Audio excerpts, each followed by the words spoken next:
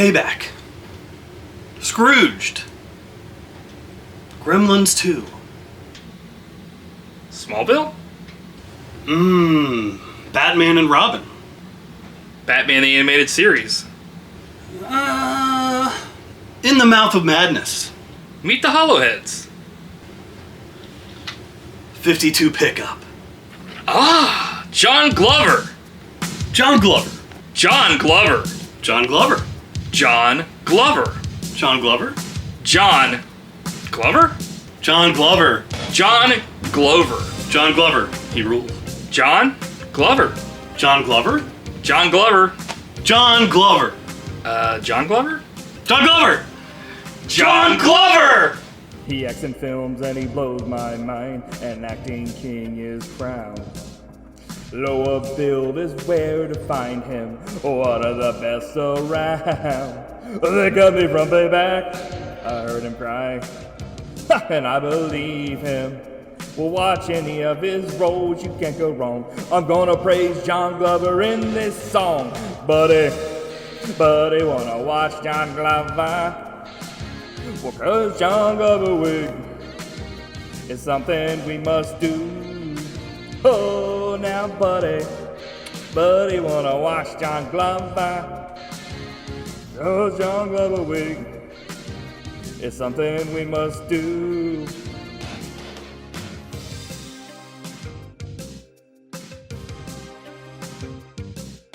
Searching for a film where he is higher build.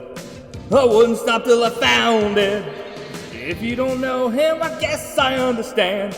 He's usually not built high. Well, Hollowheads is great. I heard him shout. Turned out he was right.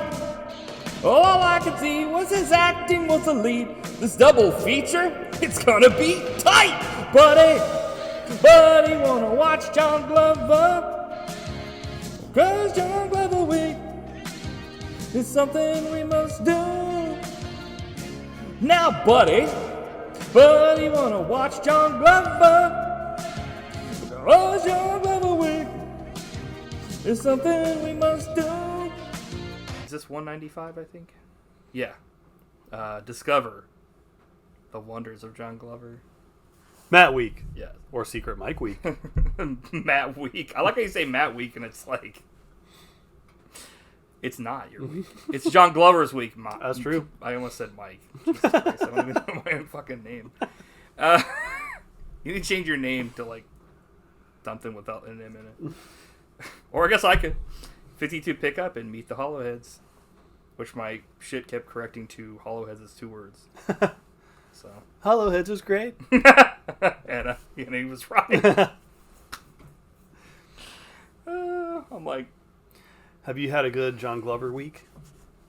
Yeah. I mean, it was good going back and, like, actually watching stuff with him in it, like on YouTube and stuff.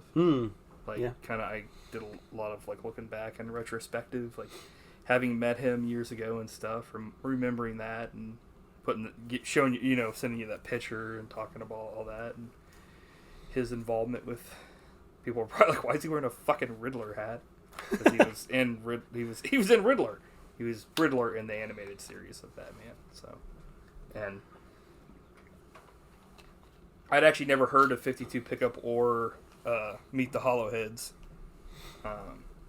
But yeah. You had decided to do meet John Glover week, and there was something I had on my thing, but I didn't have any of this on here, so this is totally new to me. Maybe we'll have to do another one in the future. Oh, definitely. We're both huge fans. Yeah. So here's how this came up is I knew you liked John Glover, and I knew who he was. I'd seen him in movies and stuff. This was the appropriate payback for the Nick Cage week I screwed you over with.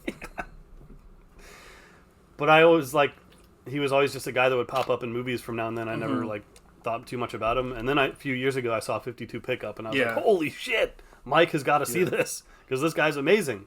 Yeah, I think his best ongoing role of all time is in Smallville, because it's the longest he's ever played one character for, was in that TV series. And I knew him mainly from that and an episode of Deep Space Nine, and he popped, like you said, he popped up in stuff here and there, and reoccurring as the Riddler. But it kind of sucked because it was like Thomas Ian Griffith, where it was always kind of hard to find him, pin him down in roles that were lead roles and stuff. I think there was maybe a small point at which that was the case, but yeah. He was the lead in Meet the Hollowheads. Top billed. Yeah. He was top. And that's the reason I picked this movie, because I knew nothing else about it. That was one of those, I don't know, somewhat switcheroos, it seemed like, but I don't know. Yeah. I think we should talk about that one first. Yeah, get that's it out of the way. I think I actually watched that one last, but interesting. I didn't really have any thing about either one of these as far as like which one was going to be which. You know what I mean? Yeah. I had a feeling it might not be great, but I knew it was probably going to be weird. Yeah. And I was right about both things. Yeah. Yeah, I started off and I thought it was going to be, I was like, dude, this is going to be better than fucking 52 Pickup, because of the way it started with like a rap and shit. It's like, dude, this is going to be awesome. But the longer it went on, I was like, maybe not. So since you mentioned the rap, can I go through a little bit of it here? Why don't you just sing the whole thing, since I wrote it down? No, I'm just kidding. You don't have to sing the whole thing. I wrote it down. No, you did too? Nice. Were you planning on going through the whole thing? Yeah. Go! Okay. I can't believe you did this. Yeah. So, this starts off at 2 minutes and 25 seconds with a fucking, like, rap, which I was like, holy shit, this is awesome. Like, yes! Yeah. Instant 9.95. Yeah. Henry Hollowhead is a daddy dude, and that's when I was like, oh, Jesus. He's a daddy dude. Yeah. Once upon a time in a different place with some runners in the human race, I was like, they weren't quite the same as you and me. Their family fell out of a different tree. Henry Hollowhead is a daddy dude working all shift just to bring home the food. Jesus Christ. United Umbilical is where he works. The best meter reader. This part of Earth? This part of Earth? Yeah. Miriam's a lady of his dreams. She cooks and sews. She's a domicile queen. I thought it said dominatrix queen. She picks Henry up when his spirits get low. Like, okay. When things want to stop, she's the one that says go. Now Bud is the rabbit food of their loins. Plays a little music to pick up some coin. His pet chicken sings like a bird, while Bud plays the strangest music you ever heard. Cindy the daughter just turned 14. This is where it gets intense. Yeah. Got a woman's engine and a girl's machine. Her hormones are screaming adult desires, as often angelic as fuel for the fire. Hollowhead last is Billy the boy. He's got a dog named Spike, who's got a splat spray toy. He thinks on his feet, and he keeps things cool. He may be young, but he's nobody's fool. Half these I couldn't even understand. They put minimal effort. Yeah, I was like, Jesus Christ, dude. They spent a little too much time on fucking Juliette Lewis. I was like, Did they really need 6 verses? 6 verses about someone that they already said was 14. I was like, can we not sing about this, please? Henry Hollowhead got like fucking 2 lines, like John Glover. Yeah. It's like, fucking Christ, dude. So now I can delete this permanently from my computer and move on with so you don't get arrested. Yeah. He's a daddy dude. Yeah, that's when I was like, holy shit, yeah. And I was like, this is a legit, this is cool. It'd be better than the Kong rap. Yeah, the only problem is, like, you're listening to this as they're just showing, like, boring-ass tube footage. I'm like, could you not have done something better with this? Like, I was kind of, like, a little disappointed and just kept going downhill from there. Yep.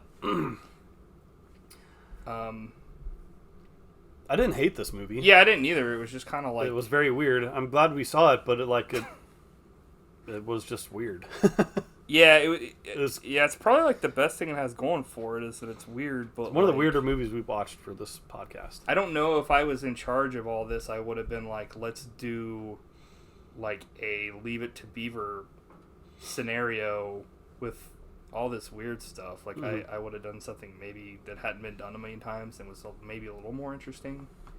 I don't know, like not much even happens in this. Yeah, this is like essentially the plot that happens in every show at some point where the boss comes over for dinner and the husband has to impress him to get a fucking promotion. But his family is weird. Yeah. Or something goes wrong. Yeah. So it's like, that kind of hijacks the whole thing.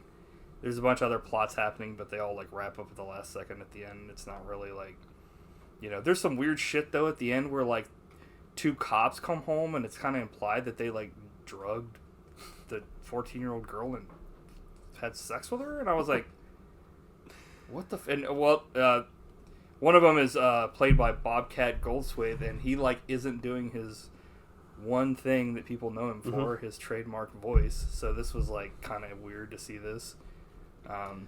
It was a Scrooge reunion for John Glover and Bobcat. That's true. For them. No one else. But I wanted to learn more about this movie, but there's like no information out about it. I was telling you, the more I thought about it, the more I was joking about it, but then I was like, I kind of wish this actually had like a huge special edition, because maybe someday. Would love to, like, kind of like Mario Brothers, where it's like I have to know more about like what the fuck happened with this, like, or how this came about. Like, it was directed by like a special effects person. Yeah, so Thomas R. Burman, who's a special effects guy. This is the only movie he ever directed. I feel like we've watched multiple films that are like that, where like the person in charge is like a special effects person, and it's almost always like they're never good. Yeah, we're always like, except for like the Night of the Living Dead remake with Savini. Yeah. But like, so like as an example, the son gets a black eye, and they use this like weird machine, like everything's kind of like retro, but it's like futuristic at the same time, and they use like, it's a tube-based society. Yeah, it's like organic, like this little, like, they have like worms and stuff that they use to like suck it out of his face, and it fixes him, and it's like, what'd you think about that big tentacle coming out of a glory hole? Yeah, I was like, I wonder what this was supposed to look like. Yeah, it's like, did I put on the right film?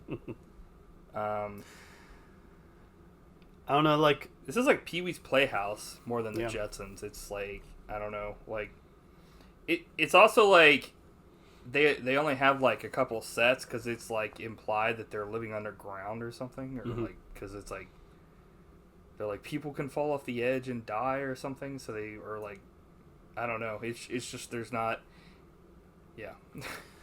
yeah, it also has kind of a creepy vibe going on a little bit. So I was thinking, like, who is this movie for? Because it seems like kind of a kid's movie, but it's really not. Did this like come out in theaters? Or? No, it was direct to video in 1989. Because I was gonna say, like, I would have like just diverted and been like, let's just cut our time up here and just film like a fuck ton of like 30-minute episodes and just make this a TV show, because this was not. No. This was not enough shit for fucking a movie. They should have condensed it into a 30-minute pilot. Yeah. Because it was like... Or that too, yeah. Very boring. Well, I wouldn't say very boring, but the story is like basic as hell. Well, yeah, the problem is it's like it's nothing that hasn't been done before. I mean, maybe if like it was different enough, but it's like they have a dog that kind of looks like a fucking human face gremlin. Dude, when that dog came out and it was like clearly a dog in a costume and he had little feet on, and I was like, I was cracking up. But it's like they kind of have weird stuff in this, but it's almost like it's not like weird enough. I mean, it is weird, but it's not like the main stuff centered around it. It's like on Pee-wee's Playhouse or whatever. It's one dude and everybody else is like fucking like a sentient thing. And there's random people that'll show up. But, like, in this, it's, like, it's all humans. And then there's, like, 2 things that are weird. Like, a worm that lives in the place and with an eyeball. Like, the thing out of the trash compactor in Star Wars. And, like, a dog that has a human face, kind of. And it's, like... Don't forget about Grandpa. Yeah, oh, yeah. I guess I did kind of forget about that. It's, like... Dude, when they were, like force-feeding him through that tube, I was like... What the fuck?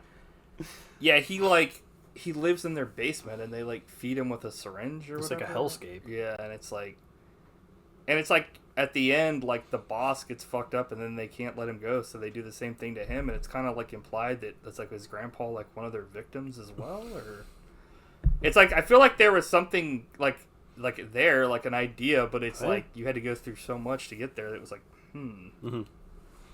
like this. If this was more directed towards like a horror movie kind of deal, it probably would have been like a cult classic. Yeah, but it was like horror adjacent. It was all dependent on like, you know, hey, this is the boss comes home for dinner story, and it was like, and I was pissed as fuck because you see John Glover in like the first little bit of the thing, and I was like, cool, here we go, and then he doesn't show up again for like 30 minutes, and it's like, dude, this fucking sucks. Like, not that I hated not that I was like, you know, screw all these other people, but it's like I was kind of just waiting for him to show up again, and I got worried when the kids were playing with like the fly splatting machine. Yeah, they were like, and it went on for like 10 minutes. It was playing like a song. What was it? It was like, I'm having my way, or well, not that, but it was like, I'm having fun. And I was like, the two songs in this are like so like. It was all done by the same artist. Well, it's like they're talking about what's happening. Yeah. It's like, I'm podcasting tonight. Yeah. I'm talking to this mic. You are listening to this on YouTube.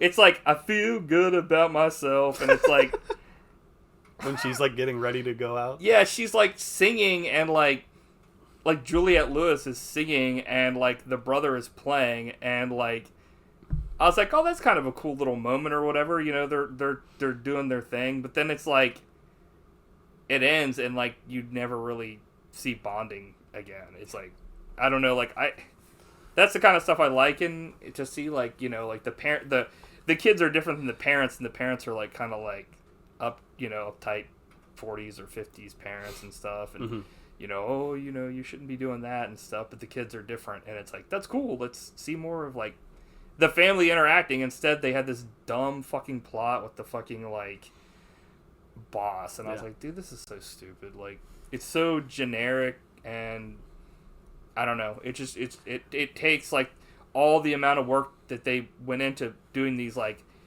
you know, very specific sets that I've never seen anywhere else, and like creatures and stuff, and just flushing them down the toilet. Yeah, exactly. Cool. That was my first note. Well, after the rap was like, I don't know what any of these objects are. Like, you're just seeing things like, what the hell am I even looking at? Like, it's very unique. Yeah, it's like, that's what I was like, this is cool about it, but then it's like, there's no real world building. I mean, there kind of is, but then it's like taking a back seat to like, you know, this plot that's essentially like, you know, the most generic, boring. And I guess if you love Richard Portnow, what he's doing in this movie as Mr. Crabneck, Jesus Christ, this guy is out of control. Movie, but it's like, this guy's dressed as like fucking. It's a lot to take. What's his name? Waters or whatever. John Waters. Yeah, but he's like acting like a complete fucking molester.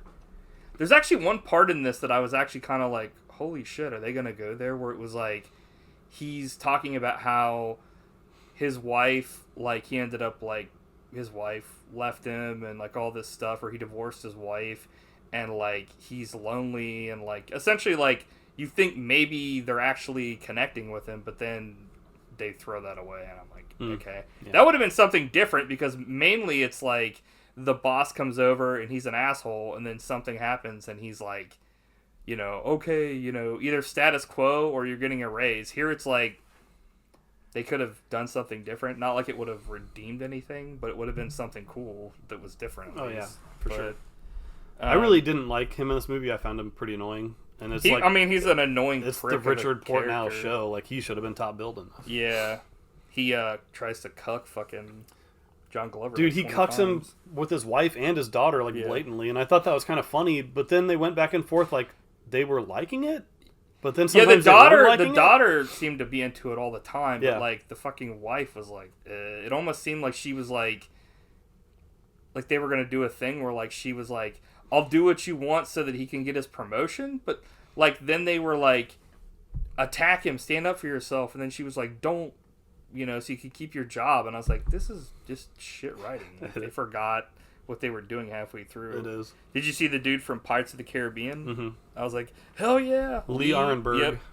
I always like to see him show up. That's why you loved Warriors of Virtue so much. I was like, holy shit. And then they went to go get the pipes unclogged, and I was like, ew. in! Dude. She showed up, and I was like, fuck yeah, dude. That is it. I love seeing her. Anne Ramsey playing Babbleax. Yeah. Giving one of the most insane performances I've ever seen in a movie. Like, that was bizarre. It kind of sucks because John Glover doesn't, like, he's so subdued in He does nothing in this. He basically is, like, catatonic the whole time. It's like, his character is horrible. Like, he's playing definitely, like... the worst cuck ever. Yeah, but he's playing, like, a super subdued character, which does take, I mean, yeah, it's something, but it just kind of sucks that it's like, Sadly, this isn't a showcase for his talents as much as... Yeah. Yeah, this is, like you said, like, it's like the Crabneck show, because half my notes here are, like, Crabneck hitting on the daughter, who is 14. Crabneck flirts with Cindy, and she flirts back. Crabneck kissing at Hollowhead's wife's ass. That was actually kind of funny. He was like, she like bends over to do something, and he's like, and I'm like, what? I did think it was funny how just blatantly he was like molesting the wife and daughter. Well, I thought it was. I'm like, it's hilarious. I thought it was as stupid as it was. I know this is dumb. It's like, whenever they put those stupid fucking roar sound effects in, I was like, dude, are you fucking kidding me? Like, he was like, what the fuck is going on right now? Like, they didn't even mix it in. They just put a sound effect like on top of what was happening. I was like, okay. What did you think of the score? It was like it was like weird synthesizer voices. Like interesting. I don't know. Kind of reminded me of Earthworm Jim or something like that. Yeah, true. I liked it. I guess I didn't really. Once I was kind of done with it, I didn't think too much about it. I got to go back and look at some of these notes here because I was like, Yeah, I mean, I don't have much more to say about it. Movies like this, I think it's like I feel like we're part of a very small club of people who know what this is and have watched it. It's not really a club you want to be a part of. I'm just kidding. I'm like, but you know what I mean? Like, I've never heard anyone else talk about this. Ever. Yeah, I mean, this could have been like a Mr. Withers, where it was like, this is a heartfelt thing I would watch at Christmas again. No. Turned out to be something I would never watch again, but it's not in any fault of the actors. It was like they had all this, you know, these cool things and sets and stuff, but like I said, like I think 10 times already, it's literally they were just like, what's the plot? Boss comes over. Cool. That's the movie. Yeah. That could have worked if this was like set in space and they were like all aliens, and I would have been like, the novelty here is that like everything is so weird, but everything here wasn't weird enough. It was like, you know what I mean? But trying to think if there's really anything else here that we haven't really talked about. My last note is Bobcat Goldthwait literally repeats the same dialogue twice. Yeah, it's like, editor. Also, like, the other guy was like dressed as fucking Hardy or whatever. I was like, huh? What was when when he gets fucking electrocuted, I took some screenshots and it was like, he's like, at one point, that was pretty fucking out of control. Yeah, that was funny. But that's pretty much it. Oh, this movie had one of my new favorite lines I've ever heard in a movie. Oh shit! Oliver Digits is all hopped up on butt polish. Never thought I'd hear that in a movie. Why not? I don't know. This is my other note here. Crabneck in the bathroom turns into Wario as Curly when he smells undergarment of Mother or Juliette Lewis. He's like, wah! He's like, wah! I was like, huh? Is this really necessary? I was like, is this fucking happening right now? The answer is yes. Dude, someone named Lisa Morton was in this movie. Yeah. You want to know what character? Edge slut.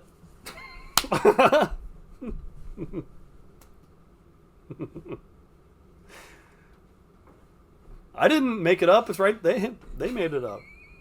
Well, they didn't make it up. It's true.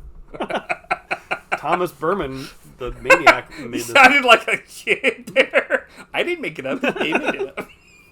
I turned into Spenny. Yeah. I'm like, yeah. Okay. So yeah, you want to move on to 52 pick up here? Okay. Jesus Christ. Yes. I was hoping to find an undiscovered gem. I thought you were gonna say an uncut gem. And it's undiscovered, but not a gem. It's undiscovered, but not a gem. I think that we need to patent that shirt. When we hit 1,000 fans, we can start selling merch.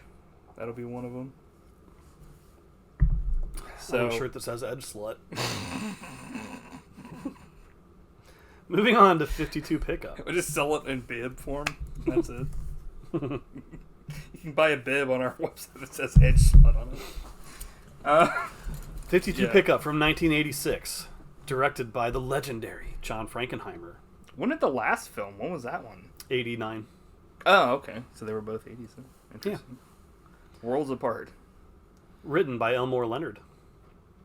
They're based on a novel, I think, by him. Yeah. I saw that a couple of his things have been turned into films or whatever over the years, it looked like. Starring Roy Scheider and Margret, Vanity, and John Glover. Yep. When was this? 80-something? 86. 86? Because this film feels like a 70s film, in my opinion. It's like a 70s film with a 80s sleaze on top of it. The end is the only thing to me that I felt was very 80s. Oh, yeah. The fucking music. But yeah, when I saw the Canon film logo, I was like, Well, that's usually a badge of greatness. Wrong. I love Canon movies, but they're not always the top. Well, the problem is they ended up like, yeah. There's plenty of documentaries out there about like their rise and fall. This has to be one of the top Canon films ever made. So I love this movie. I'm not sure how you felt, but I think it's really awesome. I thought it was okay. All right. Bye. But we'll talk about it for sure. Okay, what the fuck? My notes are like, see you, bitch. I liked Roy Schneider's car in this. It's pretty legit. The Jag. Yeah. It was awesome. Like, holy shit, dude. Definitely the star in this film is... This is a true John Glover showcase. Definitely. If he never showed his face in this, I would never know it was him in this film without the credit, because he's doing this accent that doesn't sound like anything he's ever done in anything I've watched him in. I couldn't figure out. I think like, maybe it's a shit. Baltimore accent, because it reminded me a little bit of like John Waters and his team.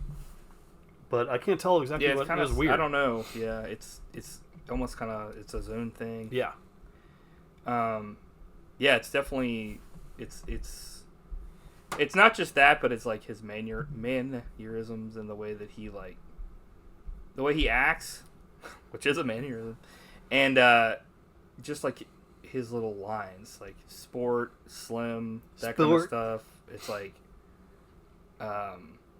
just stuff people don't say. Yeah, it's very him, like his character or whatever. This was like a No Country for Old Men performance, as far as like, this is a character you remember. You know what I mean? Dude, oh yeah. Like, where it's like... I think it's one of the scariest and like most mean villains I've ever seen in a movie. It's like, it reminded me of like Javier Bardem's like character in that movie. That's a good comparison. And he won the Oscar for that. John Glover should have won for this. I don't think this movie was even nominated for anything, was it? I don't think so. Sadly. But yeah, like... If it was up to Siskel, this movie wouldn't win shit. Did you watch their review? Oh no, I didn't. Oh my god. He didn't like it? It was weird. He was like, I would have liked this if it had less sex in it. And I was like, what? What are you talking about, dude? Like, there wouldn't have been a movie. One of the dudes is literally a pornographer, and like Leo runs that like place, and it's like that's kind of the whole thing. Not even bringing up the fact that Roy Scheider's in trouble for fucking having sex out in his marriage. It's like, well, with another woman, I guess I should clarify. I'm like, we're gonna blackmail you for fucking your wife. But mainly, talking about how, but they did give, Ebert gave a lot of praise. He was like, John Glover's fucking kicking ass. Dude, nice. Film. If it wasn't for him, this would be like an okay movie, but he makes it like, he elevates it so much. It's like one of the best villains I've ever seen in a movie. Yeah. And this movie is weird because it's more about the villains than the hero. Like, I think there's more screen time with the villains and their dynamic, which I think is very interesting. Yeah, definitely.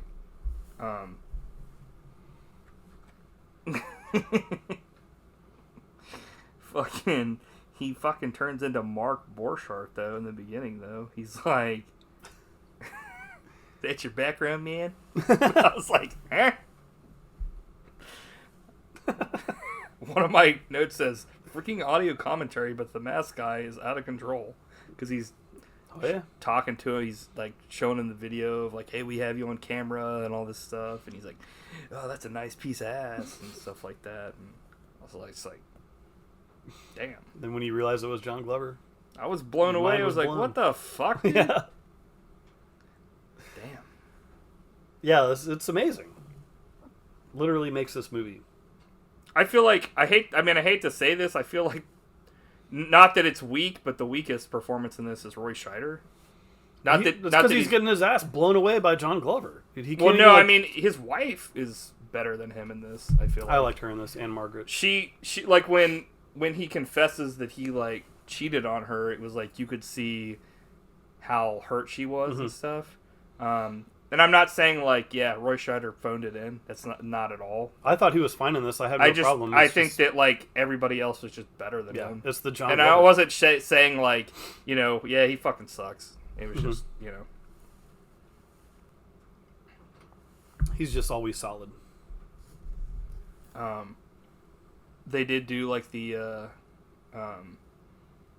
what was it, like... I was actually surprised, though, like, a little bit, because, like, he actually tells his wife. He was like, well, I'm taking away the power and telling my wife, you know, who gives a shit? But then they just are like, give us some money and we'll fucking pin this murder on you. It was like, holy shit. They fucking put it up a fucking notch. It's intense. Yeah. Like, it's a scary situation to think about. And, like, I don't know, I find the villains to be so, like, mean-spirited in this movie. It's, like, very hard to watch sometimes. I was like, But I love when he shows them, like, basically the snuff film. Yeah. And he's like, she not only lives the part, she dies it. He's like, you gotta fucking tie somebody down to get him to act sometimes. And I was like, okay. I was like, do you though? He was his, like, own best fucking fan. Oh, yeah. I was like, okay. I'm like, he's the best fan.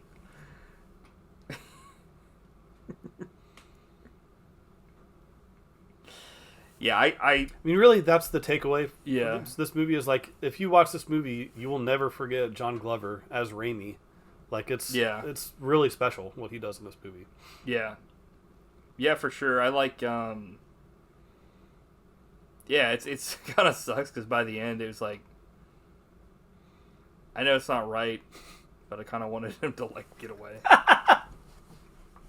One of the meanest characters ever. But hey, he goes about it in sometimes a friendly way. Yeah. I mean, I didn't have any, like, stakes for fucking Roy Scheider because he was a fucking piece of shit. He was. Yeah. So it was like, it'd be one thing if he was innocent. The only innocent person in this was fucking his wife. What about Leo? He didn't even want to go along with the the murder? guy that was in on it the whole time? Yeah, he was totally innocent. Actually, the only person that was innocent was, like, Vanity or, like, the chick he was, like, with. Yeah. What'd you think of Vanity? She's good. Yeah, I love her. This was before she got turned out by Action Jackson. See our previous Before episode. she had the whole hog. Yeah, she's great.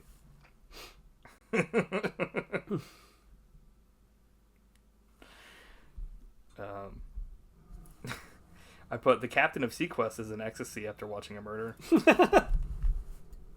He was like, yeah, he's like, oh. It's like, why? I will say, like, I'm not talking shit about Roy Scheider because he's legit, but, like, this reaction when he finds out he was in the chair that they killed her in was legit. He was like, fuck. Yeah. Also, he turns into fucking Al Pacino, and he's like, why didn't you tell me about this fucking guy? And I was like, chill out. Like, why would she, if she knew where you were, like, she's like, I didn't know where you were. It's like, why would she withhold the information? He's basically taking out his anger. That's, like, the only time, though, that he really yells at her, because she becomes, like, even though he cheated on her, she essentially doesn't act like she forgives him, but, like, over the course, they have to, like, band together. Mm-hmm. They become a band of brothers. Not really. A band of married people. Yeah. That's why I think the story is interesting, because it's like, it seems like how people really would react in this situation. You know what I mean? Yeah, to a degree. I mean, I guess it would really depend on, like, yeah, like, I know what you're saying as far as that goes. Like how the wife and I think a lot of people, it depends on who they are, but a lot of people are easy to forgive someone they've been in, like, a relationship with that long. But also, like, Roy Scheider, he tries to work something out, like, with, that's my favorite scene in the movie, when he meets John Glover at, like, his office. Yeah. And they go over the books together. Yeah. They're like, okay, let's work together and figure out a solution. What's really cool is that, like, I've never seen that before. John Glover's character is actually, like, a smart person. Yeah. Like, he was actually a business major, but then he found out he could make more money by, like, running all these scams and extortion and stuff. And so when he goes through the books, they can't, like, Roy Scheider can't pull one over on him. Like, he sees all the shit there, so he knows. You know what I mean? That's such an original scene, because, like, they're, like, mortal enemies, but they're sitting down, like, being friendly, looking over the books together, like, trying to figure out how they're gonna, you know, work this out. Right. Oh, so cool. John Glover's, like, chewing gum. He's like, I can read these books in a minute. Yeah. He's like, I did it right now. He's like, I'm about to turn this book out. I'm like, what? He's like, listen, didn't you hear? I'm the daddy dude. And everyone's like, what? Billy the boy. Billy the boy. The ultimate gentleman boy.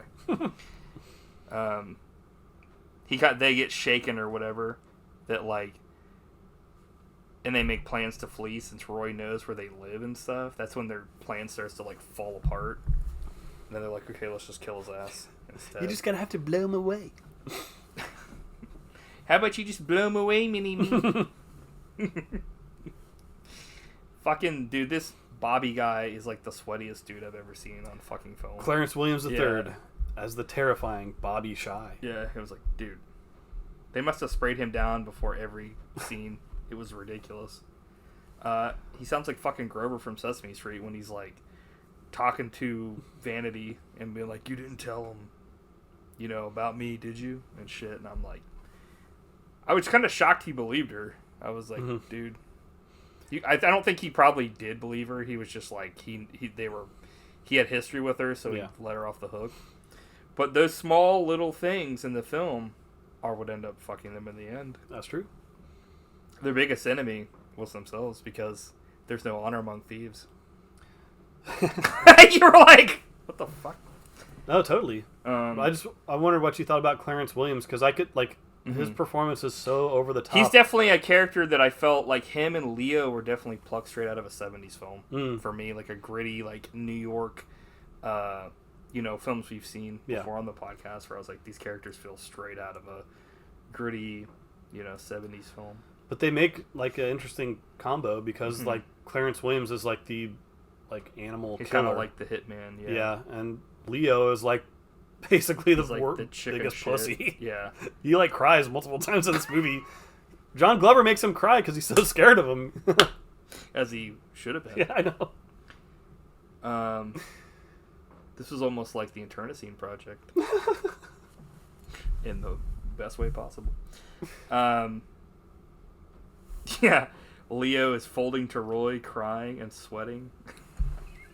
Dude, you calm the fuck down. He's like, whack, whack. He didn't want to let down Raimi. Says, I didn't tell him. He's like, yeah. Yeah, they kill the fuck out of Leo, or Bobby does, and they kind of give some insight that, like, he's gay. Leo is, because he's with this guy that works the porn store with him, and, like, they're about to skip town, and he's like, come on, and when he kills him first, and Leo is, like, screaming for not only his life, but his lover's life, which he just lost. It's a sad, you know. That guy, like, affairs. I've never seen him before in any movie, but I was like, is this a real, like, person? Who, like, it was such a... Who, Leo? Yeah. Oh.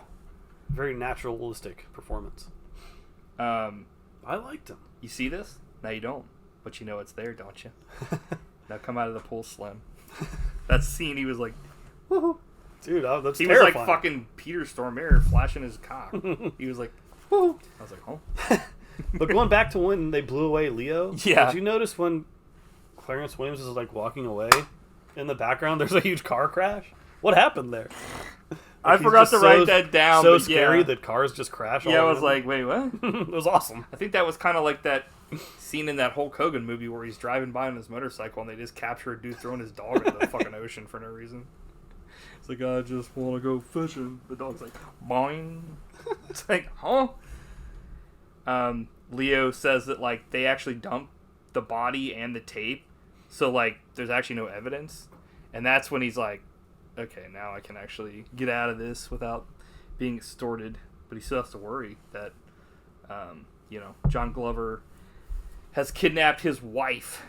And he, it's insinuated, not shown explicitly, but it's insinuated that he, after drugging her to make her high as a kite, he rapes her.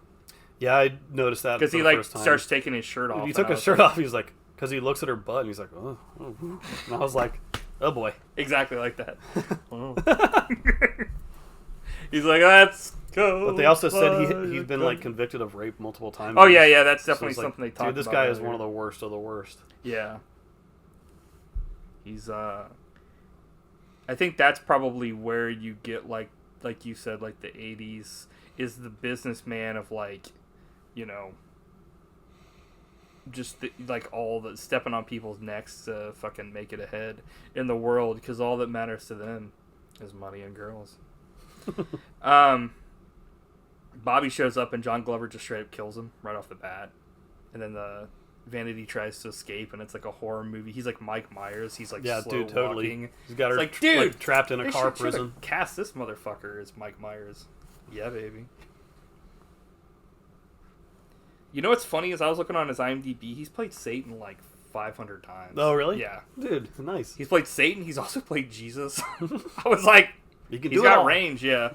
But like, he's really terrifying in this though. Like, he's one of like I think I don't know if we talked about it, but like you said, he was terrifying. But he has that same thing in like Smallville. Obviously, that's like a show where they don't like fucking. There's not like rape and stuff, but like he's a character that's you never know what he's like gonna do, and like it's implied that he's actually killed people before and shit, because he's like Lex Luthor's father, and it's like he's that businessman that like this where like he on the flip of a dime you could see him fucking killing someone. Yeah, but he's got that face of like, hey, I'm your friend, and it's like which is scarier to me than someone that looks like they're gonna kill you. Like totally, it's like with the Walking Dead comic, the original like governor looked like he was like horrifying looking. Well, not horrifying looking. He was a human, but he had like like a eye patch, and he just looked like a like a bastard. But then when they cast him in the show, he looked and acted like hey, I'm your friend,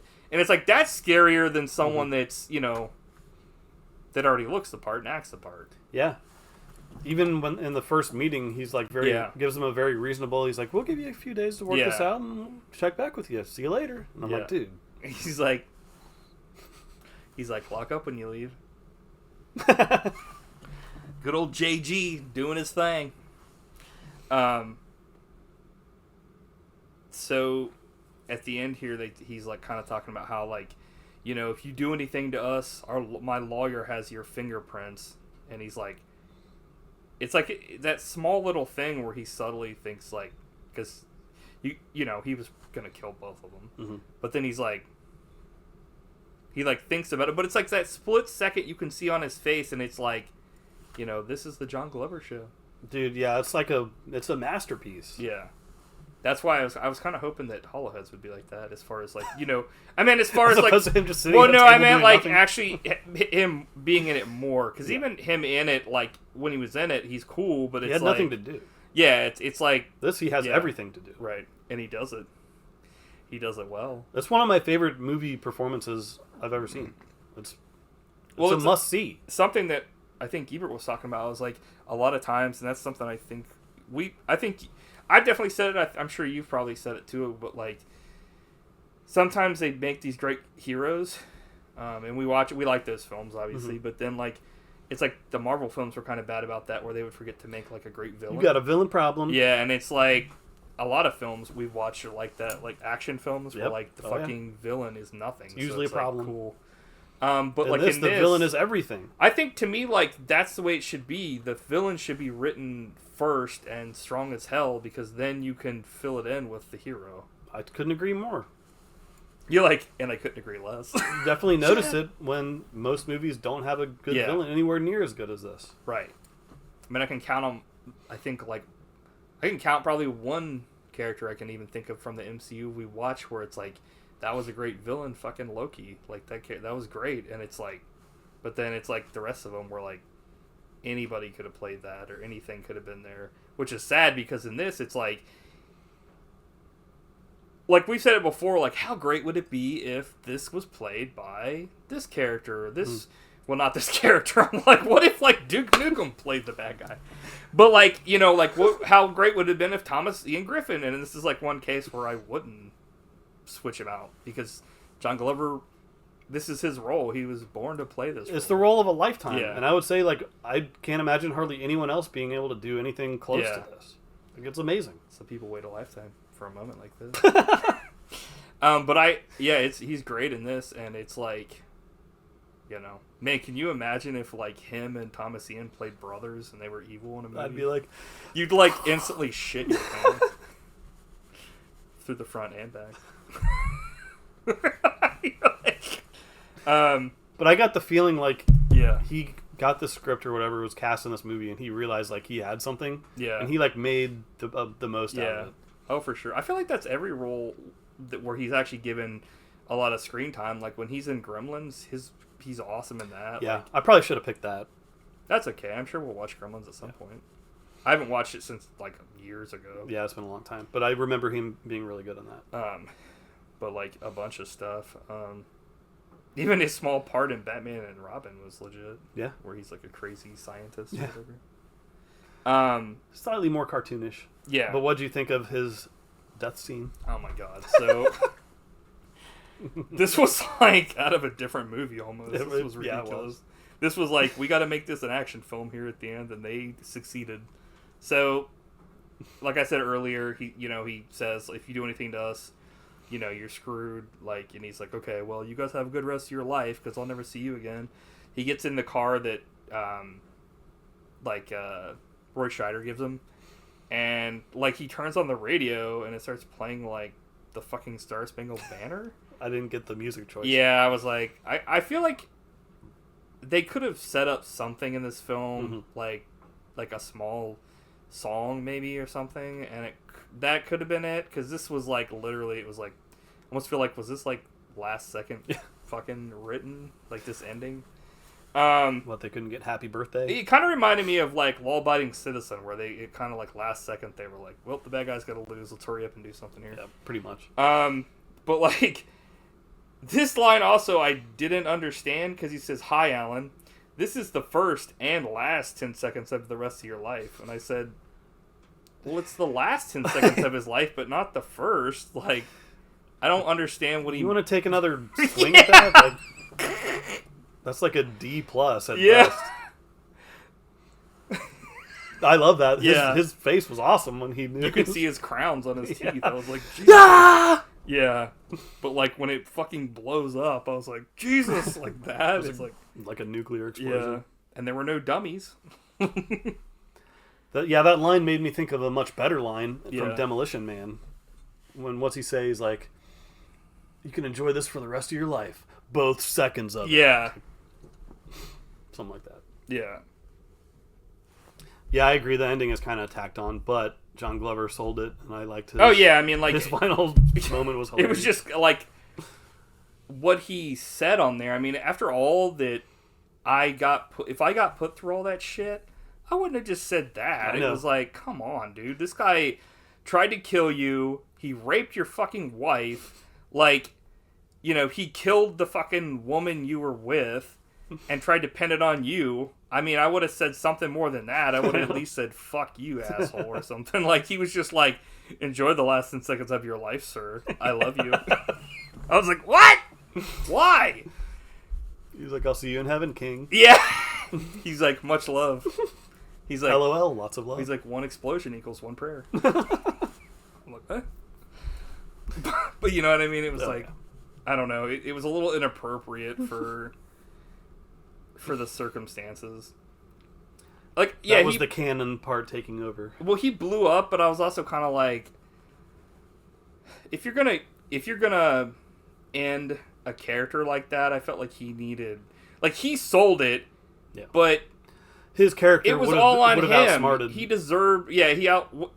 I feel like he wouldn't have been outsmarted, but also like he deserved, like, I mean, explosion's a big thing, but I feel like he deserved like a Hans Gruber kind of thing. Like, he deserved, like, because an explosion is fucking like instantaneous. He needed like torture or something. Like the law-abiding citizen thing where he like fucking keeps the guy alive and like cuts him up.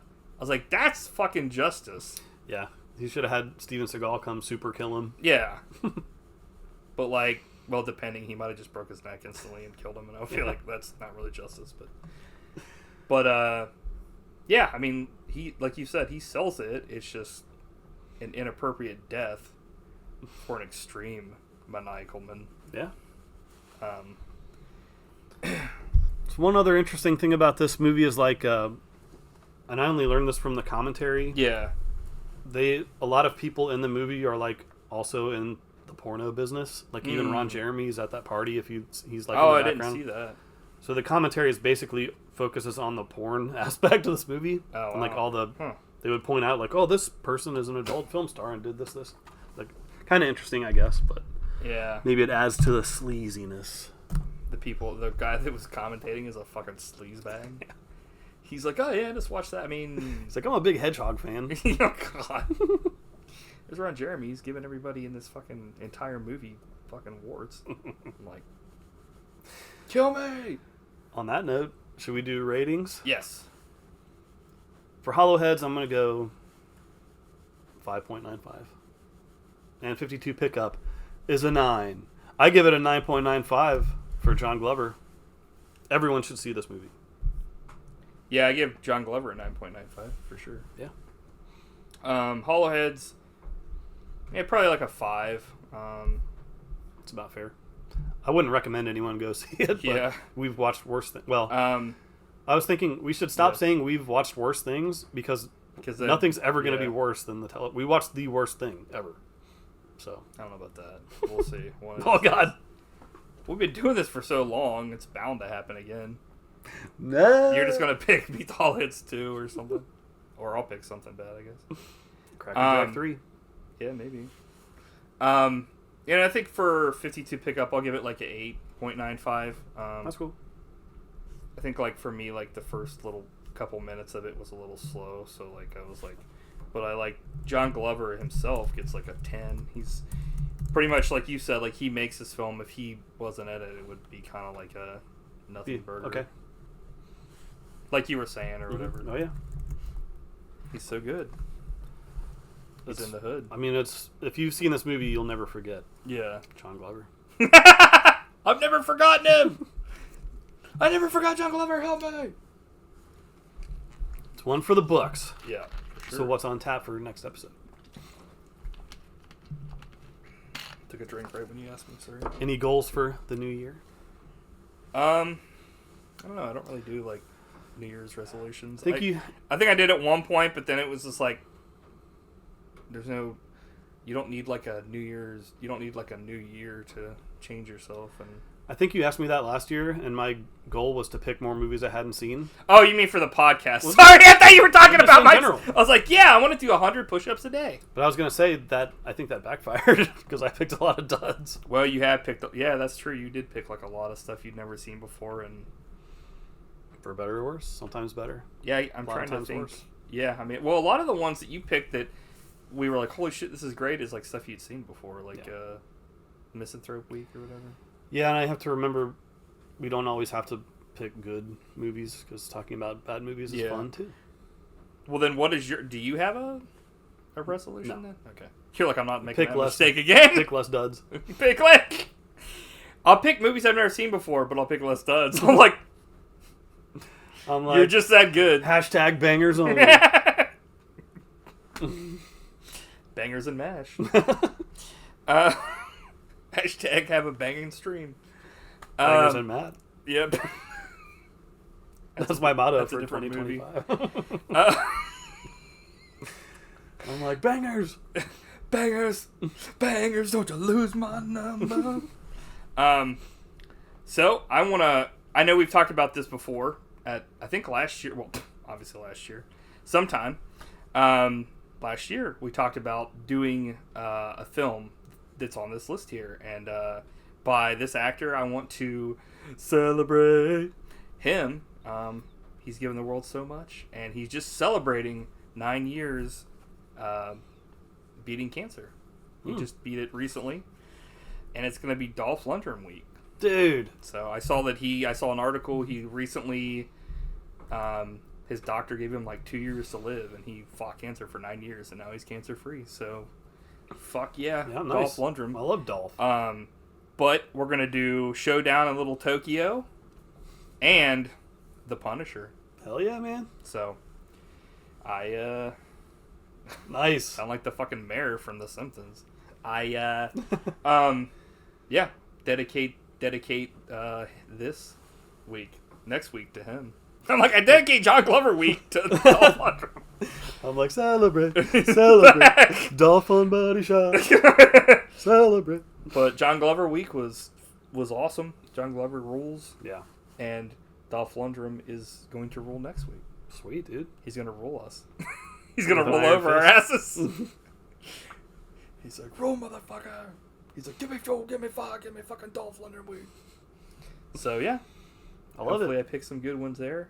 Dolph week. Yeah. I know, I mean, he's known, obviously, probably best for his role as Ivan Drago or whatever in Rocky, but, yeah. We'll have more to talk about, I guess, next week. I know him most as the Universal Soldier from Day of Reckoning. Yeah. The 5 seconds he was in that. You got me.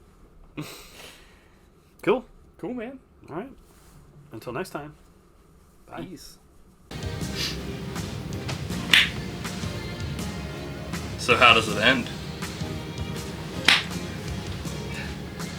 So how does it end? So how does it end? So now you're just sitting here chilling.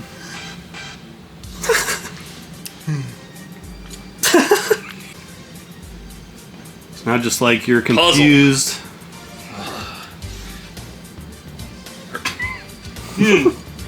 I'm like, We'll be like, John Glover! And then we can be like, hey. just like they do in the video. It's like, what? And you can see my reflection. I'm like, I'm sorry. I'm sorry, you messed up.